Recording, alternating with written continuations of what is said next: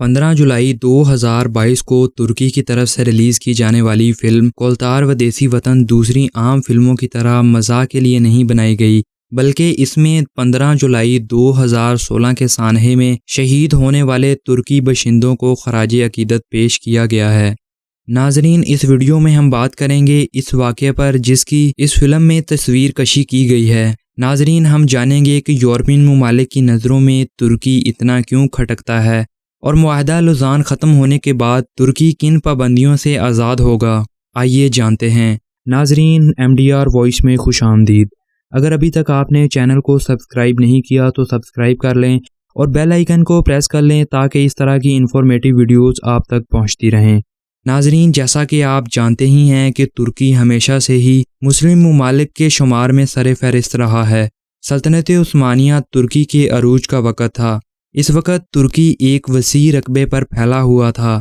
مسائل کا آغاز تب ہوا جب سلطنت عثمانیہ کے آخری بادشاہ سلطنت کے معاملات پر غور کی بجائے عیش و عشرت میں گم ہو چکے تھے۔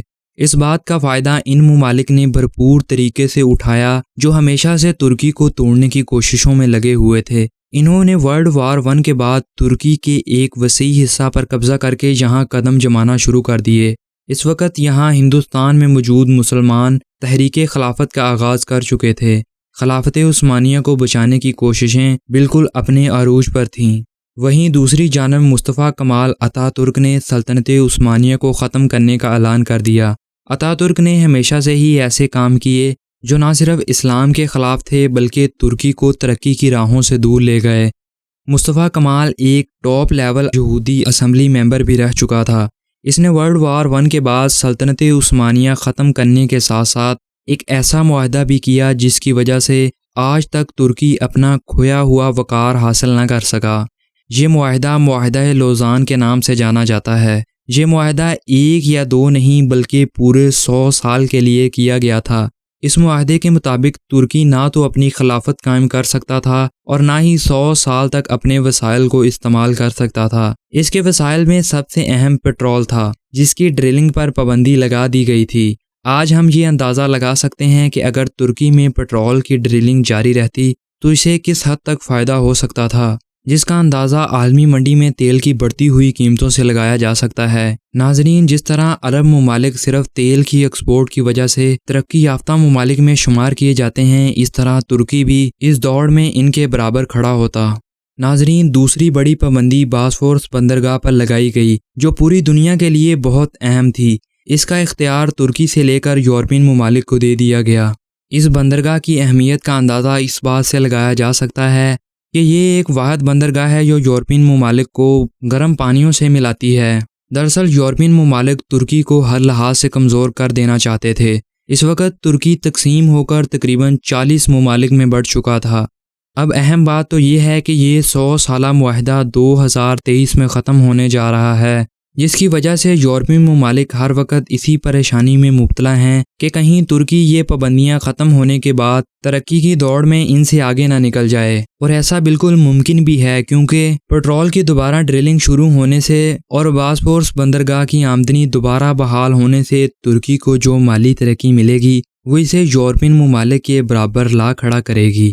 سب سے اہم تو یہ ہے کہ اگر ترکی میں دوبارہ خلافت قائم ہوتی ہے تو اس میں سعودی عرب سمیت پاکستان اور ایران جیسے ایٹمی طاقت رکھنے والے ممالک بھی شامل ہوں گے۔ اس میں اہم کردار ترکی کے صدر طیب رجب اردگان کا نظر آتا ہے۔ دنیا میں جہاں کہیں بھی مسلم امہ پر ظلم ہوتا نظر آتا ہے، طیب اردگان اس ظلم کے خلاف آواز اٹھاتے ہیں۔ اسی وجہ سے یورپین ممالک کو خوف ہے کہ کہیں طیب اردگان کی قیادت میں خلافت دوبارہ نہ قائم ہو جائے۔ اگر ایسا ہو گیا تو ایک بار پھر مسلم امہ اٹھ کھڑی ہوگی اور ترقی کی راہ میں ان ممالک کو پیچھے چھوڑ جائے گی۔ اسی خوف کے پیش نظر 15 جولائی 2016 کو ان ممالک نے انہی کے ملک میں بغاوت کروا دی تاکہ طیب رجب اردگان کی حکومت ختم کی جا سکے۔ اس پلان کا ماسٹر مائنڈ خود ساختہ جلا وطنی کاٹنے والا شخص فتح اللہ گولن تھا۔ اس بغاوت کو منہ توڑ جواب اس وقت ملا جب ترکی کی عوام تماشا دیکھنے کی بجائے سڑکوں پر نکل کھڑی ہوئی تاکہ اپنا وطن بچایا جا سکے۔ 15 جولائی 2016 کی رات ظلم و تشدد کے جو واقعات پیش آئے ان کو الفاظ میں بیان کرنا مشکل ہے۔ تاریخ دان لکھتے ہیں کہ ترکی کی عوام وہ ایک رات جاگی تھی، اس لیے آج تک سکون کی نیند سو رہی ہے۔ یہ قوم فوج کے سامنے ڈٹ کھڑی ہوئی، ان پر اپنی ہی فوج نے گولیاں چلا دیں۔ اس قوم نے اپنا خون دے کر اپنی آنے والی نسلوں کا سکون خریدا۔ انہی لوگوں کو خراج عقیدت پیش کرنے کے لیے 15 جولائی 2022 کو ایک فلم ریلیز کی گئی۔ اس فلم میں ان گمنام ہیروز کا کردار دکھایا گیا ہے جو ترک فوج کے 9000 دستے کے سامنے ڈٹ کھڑے ہوئے۔ اس فوجی دستے نے پارلیمنٹ اور سرکاری اداروں پر قبضہ کرنے کی کوشش کی تاکہ حکومت گرائی جا سکے۔ ان کے پاس 35 جہاز، 37 ہیلی کاپٹر اور 3 بحری جہاز تھے۔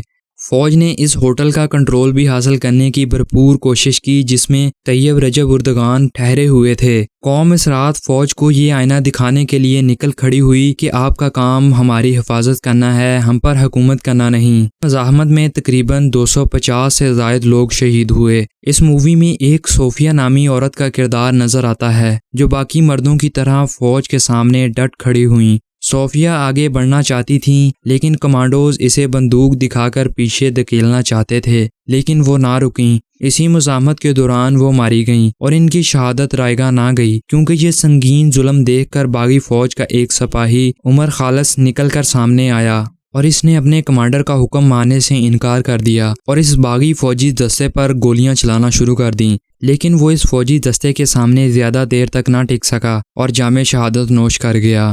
لیکن اس شہادت نے عوام کا جذبہ بڑھا دیا، سب لوگ فوجی چوکیوں کی جانب بڑھنے لگے۔ عمر خالص کی بہادری کو دیکھ کر دوسرے فوجیوں نے بھی اپنے ہتھیار چھوڑنا شروع کر دیے اور بتایا کہ انہیں یہاں فوجی مشق کا کہہ کر لایا گیا تھا۔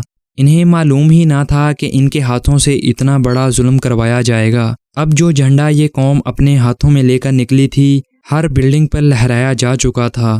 آپ نے یہ کہاوت تو سنی ہوگی کہ خدا ان کی مدد کرتا ہے جو اپنی مدد آپ کے لیے نکلتے ہیں۔ ہمیشہ آزادی حاصل کرنے یا غلامی سے بچنے کے لیے خود ہی کوشش کرنا پڑتی ہے۔ بغیر محنت کے آج تک کسی کو کچھ نہ مل سکا۔ اس بات کا ثبوت ترک قوم نے پیش کیا۔ ان کی ایک رات کی محنت اور جواں مردی نے انہیں ہمیشہ کے لیے غلامی سے بچا لیا۔ ناظرین، ہم کیوں نہیں سوچ رہے کہ ہم باحثیت ایک قوم کہاں کھڑے ہیں؟ کیا ہمیں بھی آج ایسی جواں مردی کی ضرورت نہیں؟ ہمیں اس پر غور و فکر کرنی چاہیے۔ ناظرین، اس متعلق آپ کی کیا رائے ہے کمنٹ میں ضرور بتائیے گا، اور اگر آپ کو یہ ویڈیو اچھی لگی تو ویڈیو کو لائک کریں اور سبسکرائب کر کے بیل آئیکن پریس کر لیں تاکہ اس طرح کی انفارمیٹیو ویڈیوز آپ تک پہنچتی رہیں۔ اللہ حافظ۔